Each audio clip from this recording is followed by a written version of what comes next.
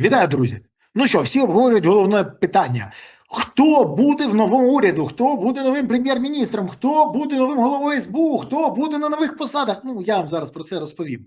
Бо, скажімо так, те, що хоче Банкова, мені вже відомо, а от те, що в неї вдасться, от ми про це і поговоримо. Так от, я поспілкувався з деякими злими голосами з Банкової, і вони кажуть, що якщо до середи у Верховній Раді все ж таки зберуть голоси, то в Україні в наступному тижні вже буде працювати, а на цьому тижні буде вже призначено фактично новий прем'єр-міністр, новий міністр оборони, новий голова РНБО, новий голова Офісу президента і новий голова СБУ, а ще декілька послів. Ну, там ще й будуть інші призначення, але з часом.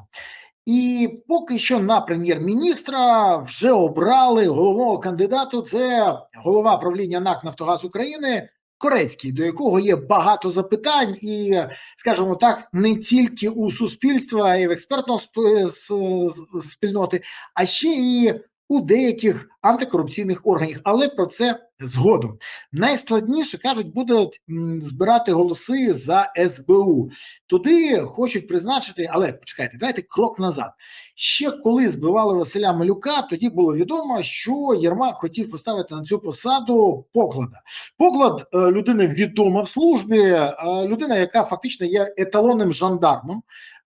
Ставлення до нього дуже негативно у багатьох, але, до речі, обґрунтовано, але він ідеальний жандарм, він буде служити короні. А саме Зеленському. Зеленському це і треба.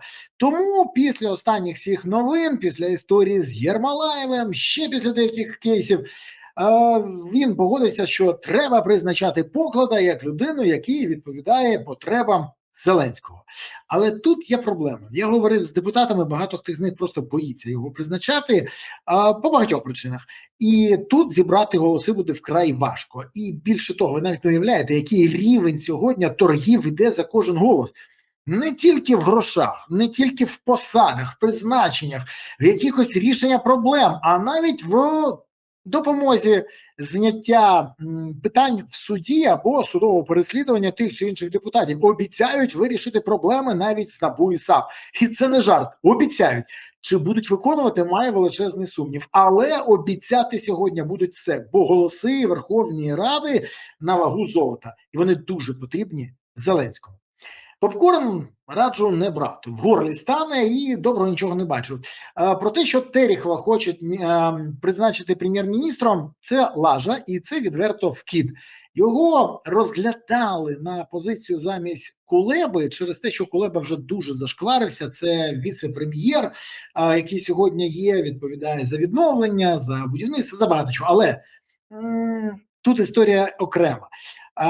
Терехова хочуть підсвітити на майбутні вибори, зараз, щоб показав, але є проблема ще одна. Всі ці призначення – це фактично поки віртуальні, вони можуть змінитися в будь-який момент.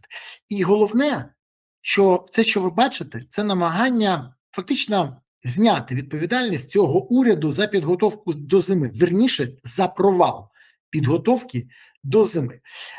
Бо ми вже бачимо, з ракетами у нас не дуже добре, наші ракети, про яких обіцяв Зеленський ще з минулого року, 3000 ракет, все ще десь віртуальні в уяві Зеленського, але те, що будуть рашисти бити по нашій енергетиці і теплопостачанні взимку, це беззаперечно. Тому зараз намагаються зняти ці, сказати, вони не встигли, а нові не встигли ознайомитись і просто підготувати.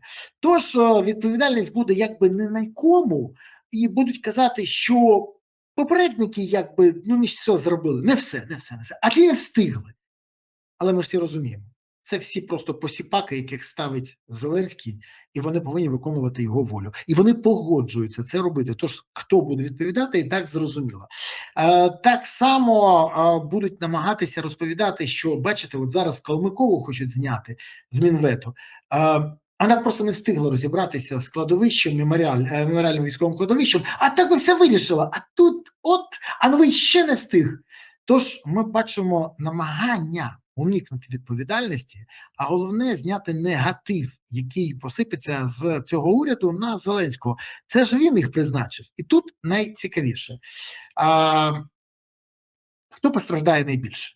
Ви думаєте, якісь міністри, заступники? Ні, що ви?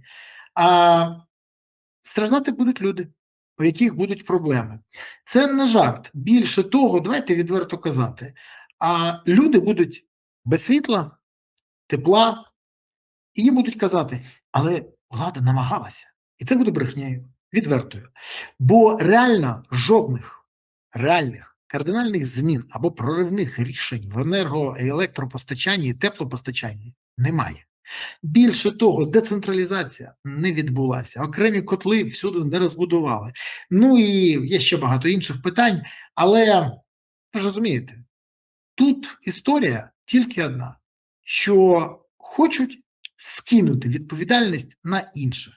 До речі, згідно Конституції, президент Володимир Зеленський не мав права пропонувати Свириденко стати прем'єром або піти з посади, пропонувати, наприклад, тому ж самому Корецькому стати з прем'єром. Це прерогатива Верховної Ради. Тож така історія з боку Зеленського – це цинічне, зухвале і грубе порушення Конституції. Не перше і не останнє. Так само, як порушенням є санкції проти громадян України, які Зеленському подобається накидати на своїх політичних опонентів і критиків.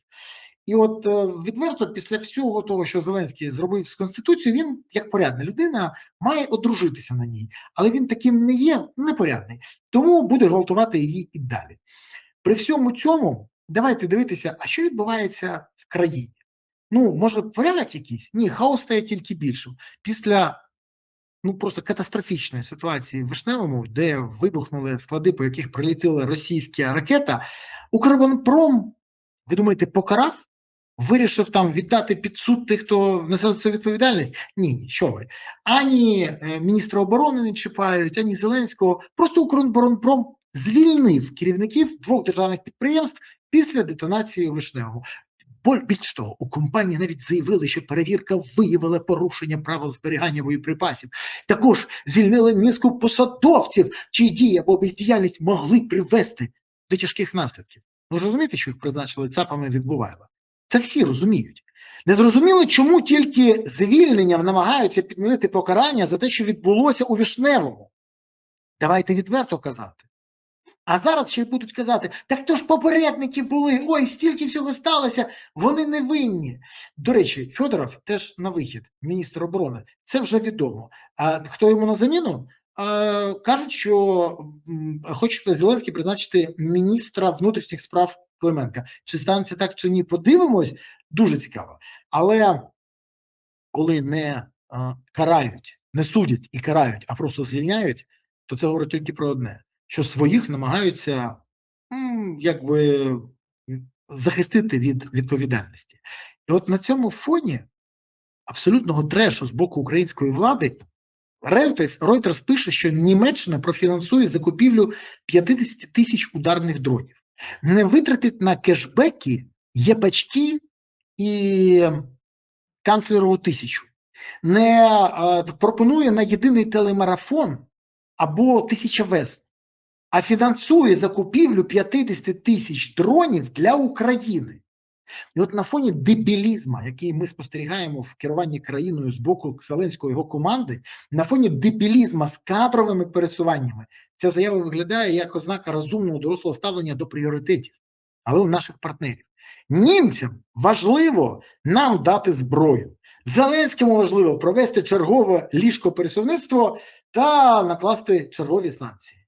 Як кажуть, у кого що болить, у кого те і в пріоритеті. Ну що ж, висновки робіть самі. Дякую, що подивилися, поставили вподобайки. Я сподіваюся, ви це зробили, підписались, прокоментували, поширили відео і окреме прохання. Порадьте канал іншим. Якщо він зникне з вашої уваги, тоді дивіться його через VPN. Це важливо. А ще в мене велике прохання до всіх вас. Підтримуйте ЗСУ.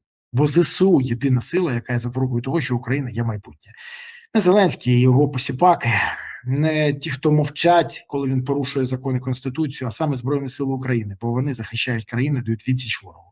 Тож, донатимо на ЗСУ, приєднуємось на ЗСУ, допомагаємо ЗСУ. Тоді у України буде дійсно гідне майбутнє. Дякую вам, па-па.